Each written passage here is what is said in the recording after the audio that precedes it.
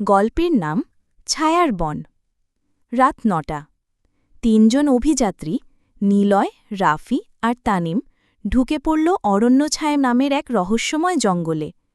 লোকেরা বলে সন্ধ্যের পর ওই জঙ্গলে কেউ ঢুকলে তার ছায়া আর ফিরে আসে না। প্রথমে সবকিছু স্বাভাবিক ছিল, তারা ক্যাম্প ফেলে আগুন জ্বালিয়ে গল্প করছিল। কিন্তু রাত ১২টা বাজতেই আগুন নিজে থেকেই নিভে গেল। চারদিকে নিস্তব্ধতা। হঠাৎ নিলয় বলে উঠল, আমার ছায়াটা কোথায়? সে যেদিকে আলো ফেলছে কোনো ছায়া পড়ছে না। রাফিয়া তানিম ভয় পেয়ে পেছনে তাকাতেই দেখে তাদের ছায়ারা গাছের ভেতর ঢুকে যাচ্ছে, আর একটা কণ্ঠ ভেসে আসে বাতাসে। তারা দৌড়ে পালাতে থাকে, কিন্তু যার ছায়া হারায় সে একে একে গাছের ফাঁকে মিলিয়ে যায়। শেষে শুধু তানিম বাঁচে, আংশিক। তানিম ফিরে এলো গ্রামে, কিন্তু আজও তার ছায়া পড়ে না। সে আয়নার সামনে দাঁড়ালেই পেছন থেকে ফিসফিস শব্দ শোনা যায়, তোর ছায়া আমাদেরই হয়ে গেছে।